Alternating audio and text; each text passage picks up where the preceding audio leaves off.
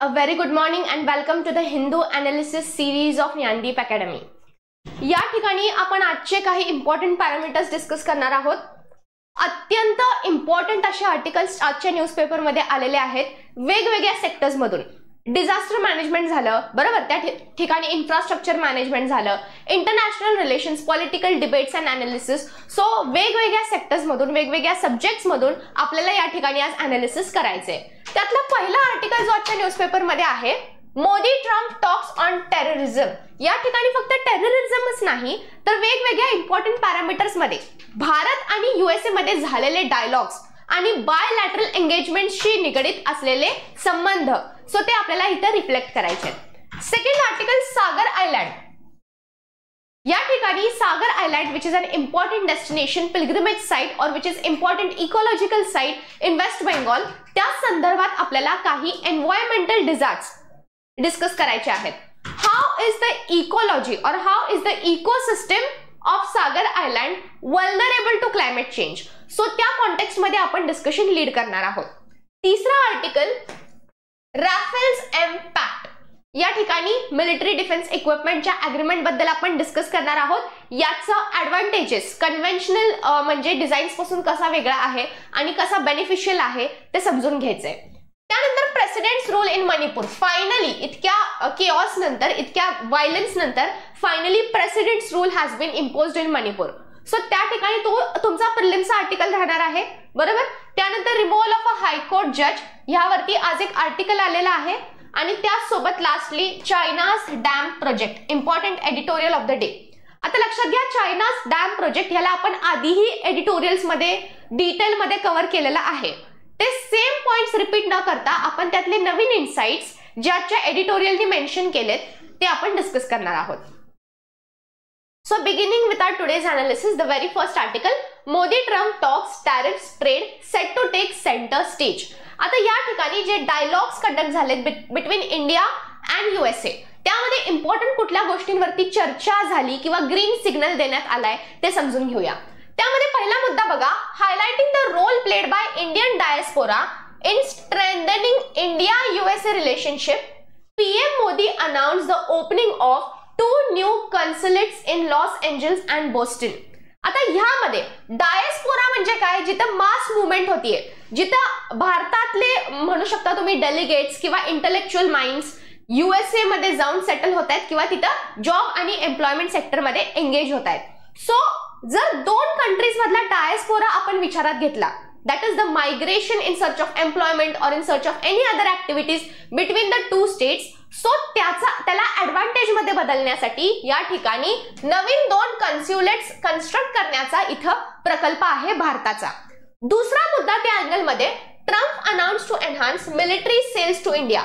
ज्या ठिकाणी डिफेन्स सेक्टरला भारताला खूप जास्त सक्षम बनवायचंय, सो त्या दिशेने पाऊल टाकताना ट्रम्प यांनी काय आश्वासन दिलं की yes, USA will enhance military sales to India in the coming years, in the coming future, including that of state-of-art of F-35 fighter jets. आता ह्यामध्ये F-35 फायटर जेट्सचा ऍडव्हान्टेज काय आहे लक्षात घ्या. F-35 फायटर जेट्स हे 5th जनरेशन फायटर जेट्स आहेत यूएसए चे.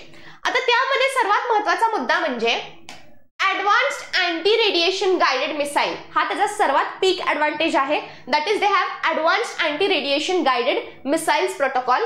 त्यासोबत integrated communication mechanism and navigation and identification systems which are integrated. म्हणजे नॅव्हिगेशन करण्यासोबतच त्या ठिकाणी कम्युनिकेशन सुद्धा आणि identification of the enemy counter part सुद्धा एनेबल केला जाऊ शकतो. त्यासोबत upper wing skins and access covers ह्यामध्ये एनेबल्ड आहेत, टेक्नॉलॉजिकली अपग्रेडेड आहेत. आणि sustainment of AN electro optical distributed aperture system, जी की सर्वात सक्षम अपर्चर सिस्टम आहे in case of defence equipments. Fine. So या सगळ्या गोष्टी ऍडव्हान्टेज किंवा तुम्ही म्हणू शकता एक रिफाइनमेंट आहेत 5th जनरेशन फायटर जेट्स मध्ये. सो त्याचा सप्लाय यूएसए भारताला जास्तीत जास्त वाढवेल आणि त्याच कॉन्टेक्स्ट मध्ये military sales from USA will be enabled or increased to India.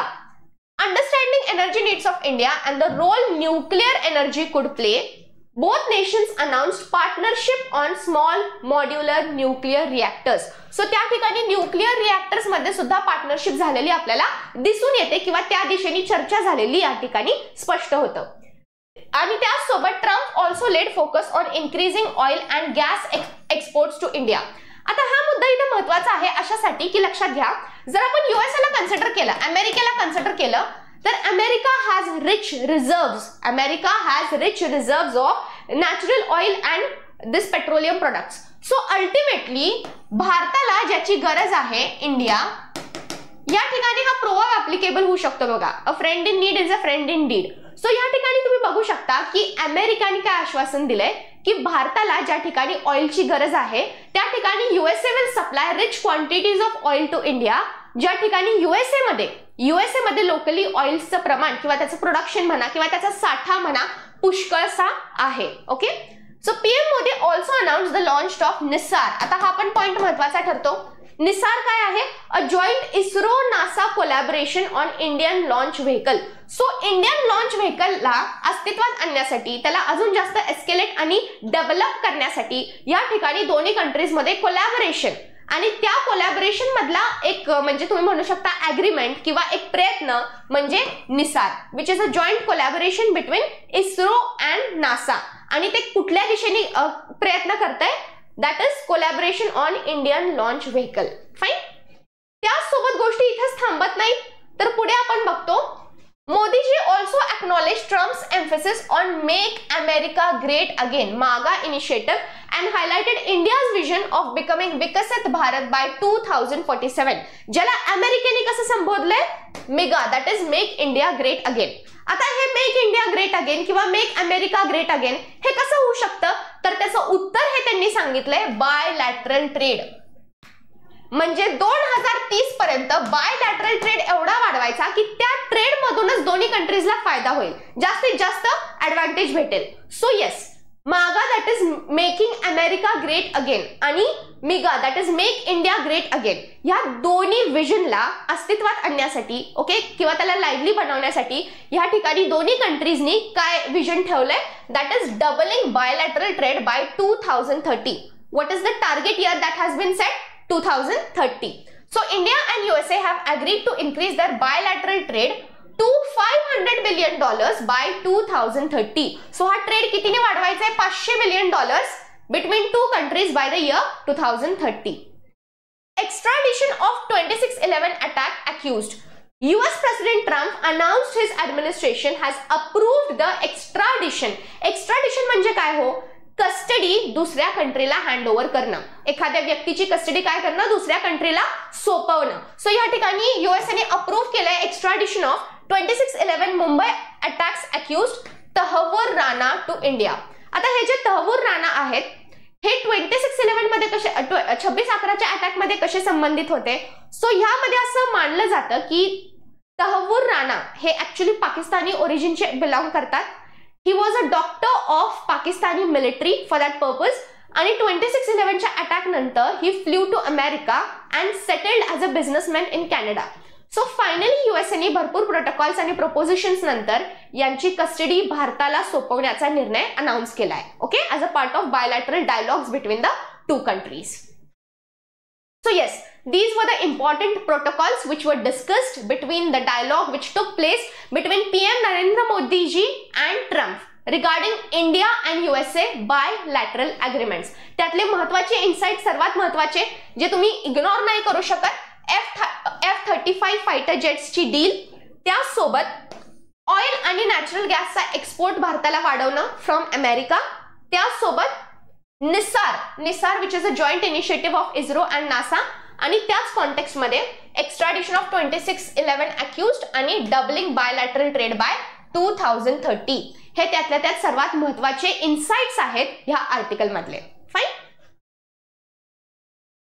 We move ahead to the next article, that is pilgrims meet climate change on an island. आता हा जो अखंड आर्टिकल आहे तो एका हिस्ट्री किंवा एका स्टोरी टेलिंगच्या फॉर्म मध्ये त्यांनी सांगितलाय. कशाबद्दल आहे आर्टिकल? वेस्ट बेंगॉल मधल्या सागर आयलँड बद्दल. आता येस, ही स्टोरी आपल्या परीक्षेच्या दृष्टीने कामाची नाहीये. सो त्या ठिकाणी आपण ऍक्च्युअली इश्यूज डिस्कस करणार आहोत जे तुम्हाला परीक्षेत विचारले जाऊ शकतात की बाबा सागर आयलँड वेस्ट बेंगॉल मधला तिथे कुठले इश्यूज पर्टेनिंग आहे, त्याला सोल्युशन काय, जे सोल्युशन्स आजवर राबवले गेलेत ते का अयशस्वी ठरलेत, का अनसक्सेसफुल राहिलेत. सो तो अँगल आपल्याला इथे डिस्कस करायचा आहे. सो पहिला पॉइंट बघा, Sagar island which is situated about 120 kilometre from the state capital Kolkata is the largest island in the Sundarbans archipelago with a population of around 2 lakh people. The largest inhabited Estuarine island is experiencing severe coastal erosion. आता या ठिकाणी भरपूर climate चेंजचे factors आहेत किंवा भरपूर ecological disturbances आहेत, पण त्यातल्या त्यात जो प्राइम मुद्दा आहे जो खूप जास्त लार्ज स्केलवर तिथं आढळतोय तो म्हणजे सिव्हिअर कोस्टल इरोजन. कोस्ट काय होत चाललाय? इरोड होत चाललाय आणि सी लेवल इन्वेड होत चाललेली आहे. Frequent cyclones, flooding, storm surges, breaching of embankments resulting in land livelihood and property loss and the displacement of people at a huge scale. So these are the main ecological problems which are sustaining in the Sagar Island. त्यातल्या त्यात coastal erosion हे सर्वात dominant आहे आणि त्याच coastal erosion मुळे पुढचे problems काय होत चाललेत? एस्कॅलेट होत चाललेत. Now creation of artificial embankments. आता झालं असं होतं मागच्या काही महिन्यांमध्ये किंवा मागच्या एका वर्षामध्ये की ह्या सिव्हिअर कोस्टल इरोजनला डील करण्यासाठी, कोप अप करण्यासाठी लोकांनी काय ठरवलं, तिथल्या बॉडीजने काय ठरवलं, ऑथॉरिटीजने असं ठरवलं की दे विल क्रिएट आर्टिफिशियल एम्बँकमेंट्स ज्याच्यामुळे फ्लड म्हणा, अदर एन्व्हायरमेंटल फॅक्टर्स म्हणा डील केले जाऊ शकतात. पण आता इथे विषय असा झाला होता की या आर्टिफिशियल एम्बँकमेंट्सला कन्स्ट्रक्ट केल्यामुळे त्याचा नेगेटिव्ह इम्पॅक्ट तिथे दिसून आला. तर तो कसा? लक्षात घ्या. These artificial embankments have interfered with the coastal processes by altering the sediment load dynamics. So झालं असं की नॅचरल प्रोसेस मध्ये जेव्हा ह्युमन इंटरफेरन्स होतो, जसं की या ठिकाणी आपण काय केलं, आपण नॅचरल प्रोसेसला एका आर्टिफिशियल सोल्युशननी हील करण्याचा प्रयत्न केला, म्हणजेच आर्टिफिशियल एम्बँकमेंट्स. पण त्याच्यामुळे झालं असं की it altered the sediment load dynamics, म्हणजे जे सेडिमेंट्स नॅचरली डिझॉल्व्ह झाले पाहिजेत किंवा वॅनिश झाले पाहिजेत by the river flow, that was hampered because of this artificial embankments. So जे सेल्ट होतं किंवा त्या ठिकाणी तुम्ही म्हणू शकता जो सेडिमेंट लोड होता तो अक्युमुलेट होत गेला आणि तो नॅचरल फ्लो डायनॅमिक्स मध्ये काय झाला? ऑब्स्टॅकल, म्हणजे त्यांनी ऑब्स्टॅकल क्रिएट केलं. त्या ठिकाणी reduction in channel capacity, increased tidal amplitude. ह्याच्यामुळे अजून एक परिणाम असा झाला की बिकॉज ऑफ इन्क्रीज्ड सेडिमेंटेशन त्या ठिकाणी टायडल अँप्लिट्यूड म्हणजे तुमची जी वेव्ह आहे त्याची जी लाट आहे त्या लाटेची हाईट म्हणा किंवा अँप्लिट्यूड म्हणा ती वाढली, which can result in flood like consequences, which can result in tsunami as well. Okay, so it resulted in increased tide amplitude and exacerbated the environmental crisis. So ह्याच्यामुळे काय झालं, जे environmental crisis आहेत ते अजून जास्त aggravate झाले. Fine. त्यासोबत वाइडस्प्रेड डेव्हलपमेंट ऑफ पॉल्डर्स. आता पॉल्डर शेती म्हणजे काय? लक्षात घ्या. पॉल्डर्स मध्ये तुम्ही काय करता, ज्या ठिकाणी हिली रिजन आहे आणि म्हणजे लो लाइंग बेसिनला शेती आहे त्या ठिकाणी काय केलं जातं, डाईक्स कन्स्ट्रक्ट केले जातात. ओके, एम्बँकमेंट सारखा स्ट्रक्चर, एका वॉल सारखा स्ट्रक्चर. त्या डाईक्सच्या पलीकडे कॅनाल जो असतो तिथून पंपच्या मदतीने पाणी खेचलं जातं आणि इथं लो लाइंग एरियाला तुमची शेती आहे, बरोबर. सो या ठिकाणी एम्बँकमेंट्स बनवले जातात आणि पंपिंग ऍक्शनच्या मेकॅनिझम मधून त्या कनाल मधून पाणी ह्या शेताला प्रोव्हाइड केलं जातं. Okay, so that is the meaning of polder farming. ठीक आहे, पॉल्डर फार्मिंग ज्या ठिकाणी हिली रिजन आहे आणि लो लाइंग एरियामध्ये शेती आहे, बरोबर, जमीन आहे, त्या ठिकाणी अशी पॉल्डर शेती प्रॅक्टिस केली जाते. आता या पॉल्डर शेतीचा परिणाम काय होतो लक्षात घ्या. पहिल्यांदा इथे डेफिनेशन बघा. A farming practice that uses dikes and pumping stations to manage water levels in a low lying area. तर इथं अंडरलाइन कंडिशन काय आहे, लो लाइंग एरिया पाहिजे तर तुम्ही ही प्रॅक्टिस इम्प्लिमेंट करू शकता. So this is usually a agricultural practice in the low lying basins. Polders are used to prevent flooding, store flood water and create productive agricultural land. पण याचा परिणाम कसा होतो, लॉंग टर्म साठी जर तुम्ही पॉल्डर कल्टिवेशन प्रॅक्टिस केलं तर it will result in peat oxidation. आणि या पीट ऑक्सिडेशन मुळे होणार असं आहे की it will release large amounts of carbon dioxide and ammonia from the soil. आणि याच्यामुळे जी सॉइलची फर्टिलिटी असती ती कॉम्प्रोमाइज होताना दिसून येते. सॉइल फर्टिलिटी काय होते, रिड्यूस होते. So that is the consequence of polder agriculture. Polder शेती कुठे प्रॅक्टिस केली जाते, लो लाईन एरियाज मध्ये, लो लाईन फील्ड्स मध्ये. त्याच्यामुळे होतं काय, लॉंग टर्म साठी जर तुम्ही पॉल्डर कल्टिवेशन केलं, पॉल्डर शेती प्रॅक्टिस केली, it will result in peat oxidation which reduces the natural carbon content और the ammonia content of the soil and it will render that soil infertile. Okay, तर ह्यामध्ये widespread development of polders encouraged agriculture, but over longer term it has degraded soil quality by preventing new fertile sedimentation from being deposited and promoting subsidence. ठीक आहे, सबसिडन्स पण होतोय मातीचा, त्यासोबत new deposition होत नाहीये, ज्याच्यामुळे नवीन मायक्रोबियल फ्लोरा म्हणा किंवा नवीन ऑर्गॅनिक कंटेंट तिथे अवेलेबल होईल आणि त्यासोबत अमोनिया आणि कार्बन कंटेंट सुद्धा कमी होतोय. So these all factors will result in low fertility of the soil. There is need to formulate comprehensive adaptation strategies at the policy and decision making levels to help communities of this land deal with the adverse impact of climate change. आता हे आपण तिथले म्हणजे disadvantages बघितले किंवा actual real time problems बघितले. आता ह्या रिअल टाइम प्रॉब्लेम्सला सोल्युशन काय, याच्यावरती मात कसं करू शकतो आपण, तर yes, there is need to formulate comprehensive adaptive solutions. म्हणजे तिथल्या लोकांना पॉलिसी आणि डिसिजन मेकिंग मध्ये इन्व्हॉल्व्ह करणं, जेणेकरून actual real time problems policy making मध्ये डिस्कस केले जातील आणि त्याच्यावरती एक सोल्युशन डिवाइस केलं जाईल, taking into consideration the actual existing problems. Adaptation strategies based on site-specific information and sustainable management for the marginalized populations. आता या ठिकाणी ते काय सांगतात की बाबा तिथे जे मार्जिनलाइज्ड पॉप्युलेशन्स आहेत, मार्जिनलाइज्ड म्हणजे काय, पुन्हा त्या कम्युनिटीज विच आर इग्नोर्ड और which are neglected by the society, poor small scale people और ट्रायबल पॉप्युलेशन, ते आपण काउंट करू शकतो मार्जिनलाइज्ड कम्युनिटीज मध्ये. सो या ठिकाणी ते सांगतात की adaptation strategies based on site specific information and sustainable management for marginalised population. म्हणजे असं सोल्युशन आणा जे तिथल्या मार्जिनलाइज्ड कम्युनिटीजला अडॅप्टेबल असेल, त्यांना म्हणजे त्यांना विचारात ठेवून डिवाइस करण्यात आला असेल आणि त्यासोबत साइट स्पेसिफिक इन्फॉर्मेशन म्हणजे actual real time data analysis आणि रिअल टाइम प्रॉब्लेम्सला लक्षात घेऊन तुम्ही सोल्युशन डिवाइस करा. Fine. So these are the solutions. ज्या ठिकाणी आपण काय डिस्कस केलं, आपण एक फ्लो डिस्कस केला, ज्या ठिकाणी आपण बघितलं की सागर आयलँड ऍक्च्युअली काय आहे, त्याचं सिग्निफिकन्स काय आहे, त्यानंतर तिथले रिअल टाइम प्रॉब्लेम्स काय आहेत, जे आर्टिफिशियल एम्बँकमेंट्स आपण आणले त्याच्यामुळे काय प्रॉब्लेम्स होत आहेत, हाऊ आर दे फेलिंग, आणि त्यासोबत ऍक्च्युअली आपल्याला काय करण्याची गरज आहे ते शेवटी आपण कन्क्लूड केलं. फाईन. त्यानंतर वळूया दुसऱ्या आर्टिकलकडे. Rafale M pact to be inked soon, delivery to start after 4 years. आता या ठिकाणी जेव्हा आपण एखादं डिफेन्स सेक्टर मधला म्हणा, एअरफोर्स, नेव्ही या कॉन्टेक्स्ट मधला कुठलाही इक्विपमेंट म्हणा किंवा एअरक्राफ्ट म्हणा, कुठलीही मिसाईल, सबमरीन डिस्कस करतो, त्या नवीन इन्व्हेन्शन मध्ये त्याचे ऍडव्हान्टेजेस काय आहेत हे आपल्याला परीक्षेच्या दृष्टीतून सर्वात जास्त इम्पॉर्टंट असतं. आता इथे रॅफेल एम ज्याबद्दल आपण डिस्कस करतोय त्याचे ऍडव्हान्टेजेस आपण डिस्कस करूयात. सो त्यातला पहिला ऍडव्हान्टेज त्यांनी सांगितलाय वर्सेटॅलिटी. वर्सेटॅलिटी म्हणजे काय, capability with the same system to operate in different types of missions.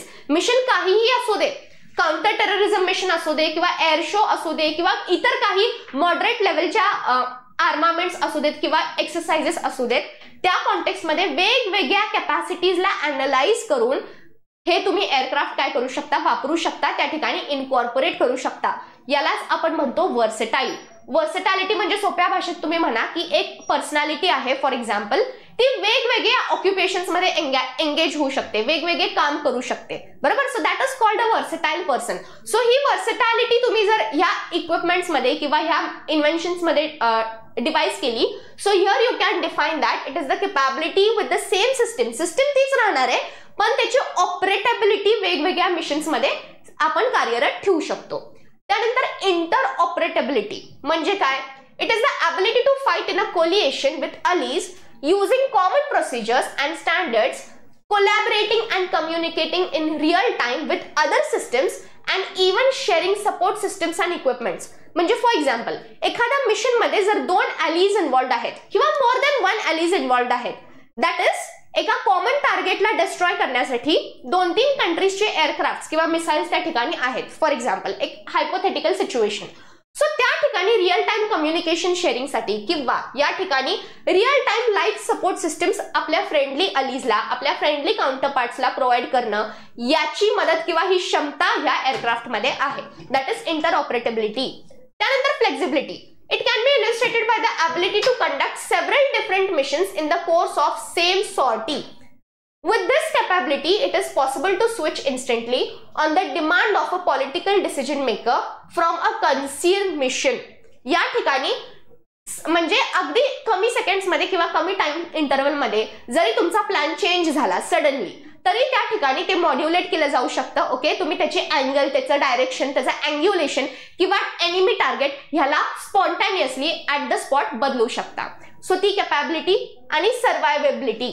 It is the capability to survive in a dense threat environment thanks to the reduced signatures to advance electronic warfare systems, to the efficiency of its weapon systems and to the reliability of its systems and to active security.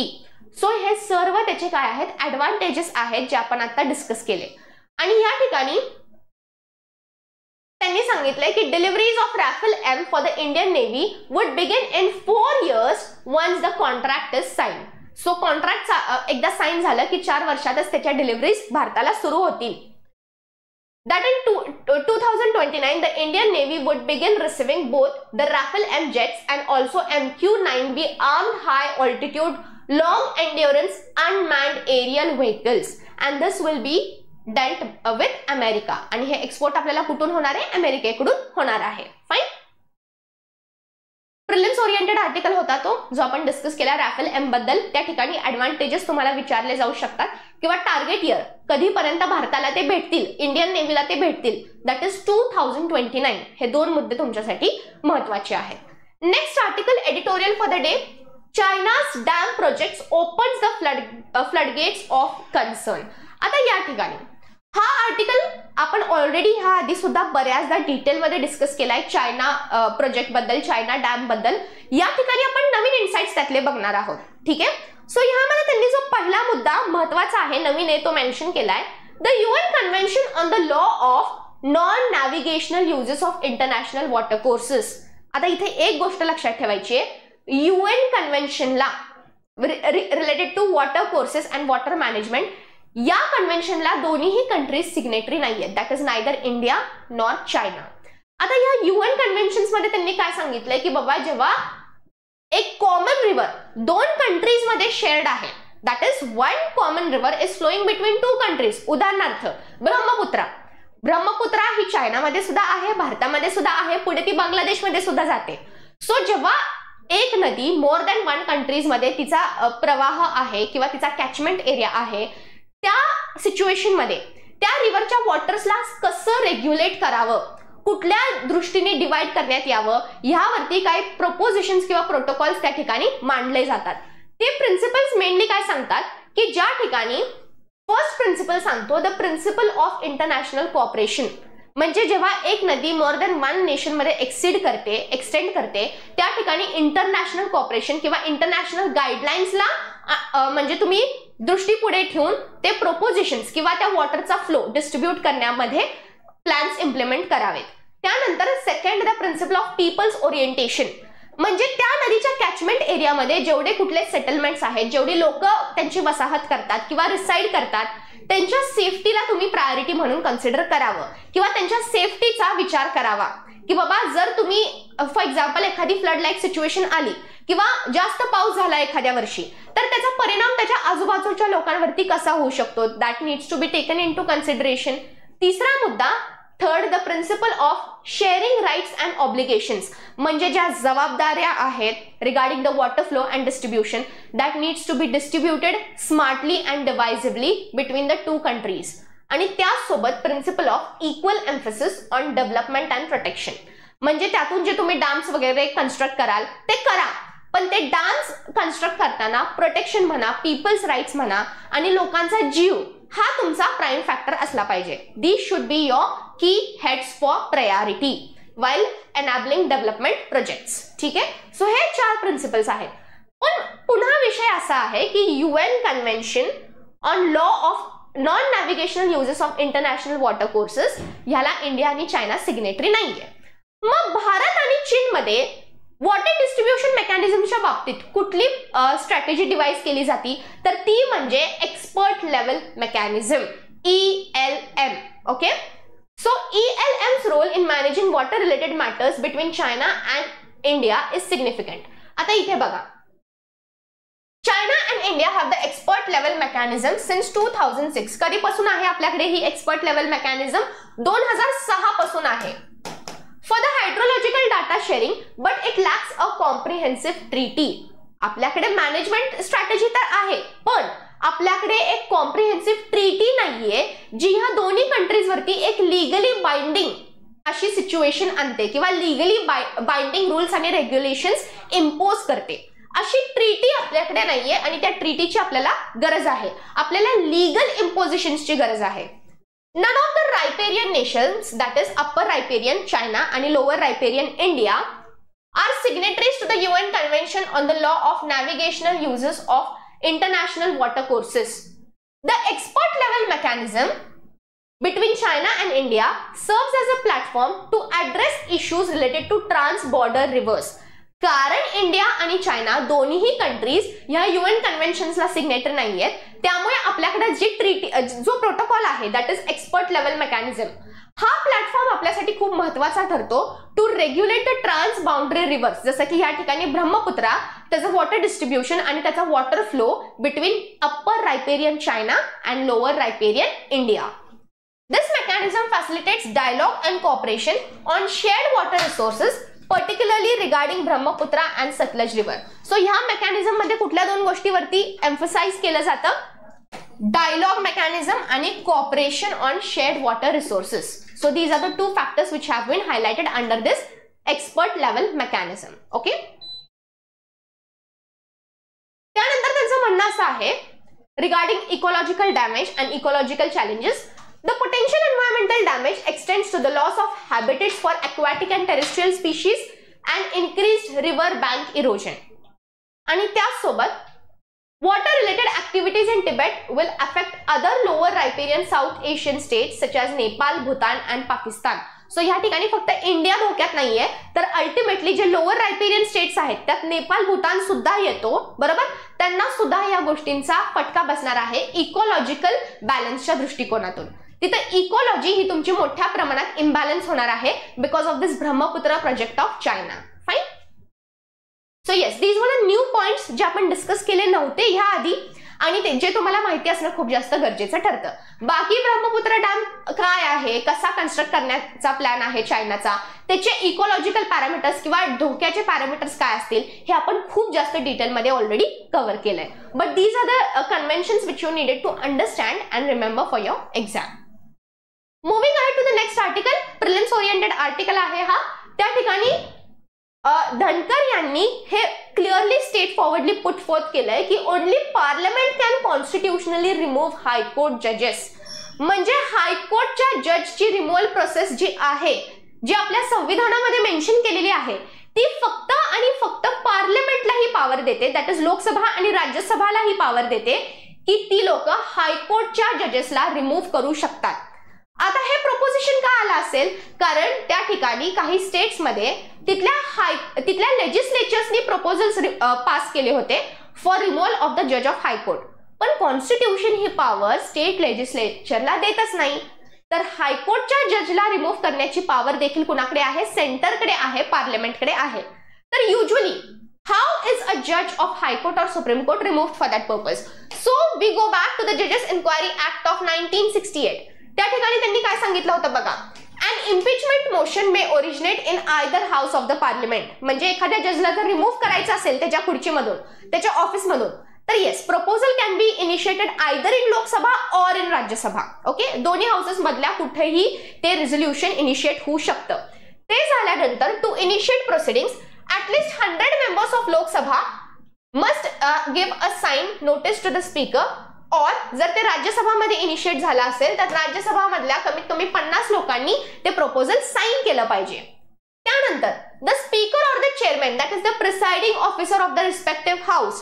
So त्या केसमध्ये the speaker or the chairman may consult individuals and examine relevant material related to the notice. So yes, जेव्हा proposal येतं presiding ऑफिसरकडे, presiding ऑफिसरच्या हातात ती power असते की ते resolution पुढे पास करायचं, त्याला सहमती द्यायची का ते रिजेक्ट करायचं. फाईन. त्यानंतर if the motion is admitted, admit कोण करतं त्याला? Presiding officer of the house, that is speaker किंवा त्या ठिकाणी चेअरमन ऑफ राज्यसभा. फाईन.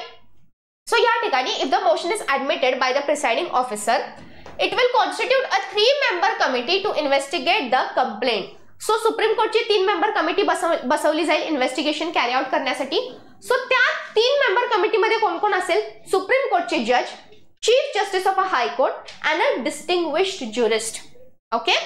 त्यानंतर the committee will frame charges based on which the investigation will be conducted. Investigation होईल आणि त्यानंतर एक रिपोर्ट सादर केला जाईल by this 3-member committee.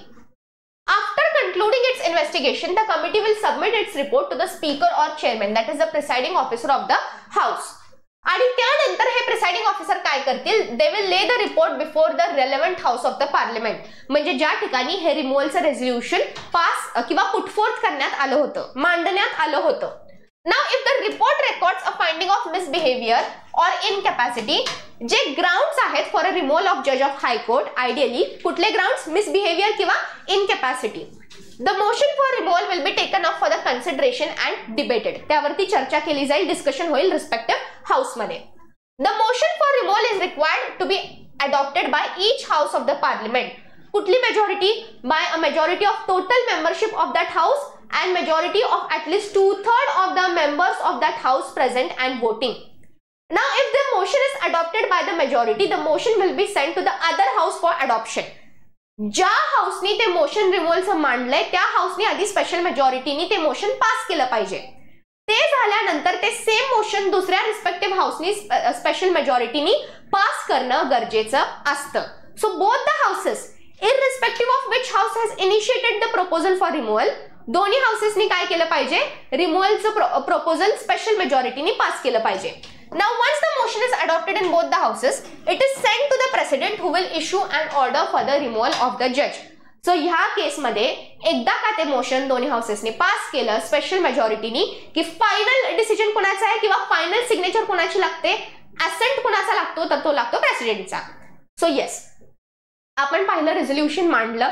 Resolution मांडल्यानंतर त्या ठिकाणी प्रिसाइडिंग ऑफिसरचा रोल महत्त्वाचा ठरतो. That is they will admit the proposal. जर त्यांनी ऍडमिट केलं तर 3 members इन्क्वायरी कमिटी बसेल कोर्टची. जर त्या 3-member इन्क्वायरी कोर्ट कमिटीनी इन्व्हेस्टिगेशन केल्यानंतर ओके तो रिपोर्ट म्हणजे वैध ठरवला किंवा अप्रूव्ह केला, त्यानंतर त्या रिस्पेक्टिव्ह हाऊसनी ज्या ठिकाणी रेझोल्युशन पुटफोर्थ झालं होतं त्यांनी स्पेशल मेजॉरिटीने ते पास करावं लागतं. त्यांनी का एकदा स्पेशल मेजॉरिटीने पास केलं की दुसऱ्या हाऊसनी त्याला स्पेशल मेजॉरिटीनी सहमती द्यावी लागते, पास करावं लागतं. आणि शेवटी सर्वात शेवटी प्रेसिडेंट त्यांचा असेंट देतील अँड दॅट रिस्पेक्टिव्ह जज will be remove from the respective supreme court or high court.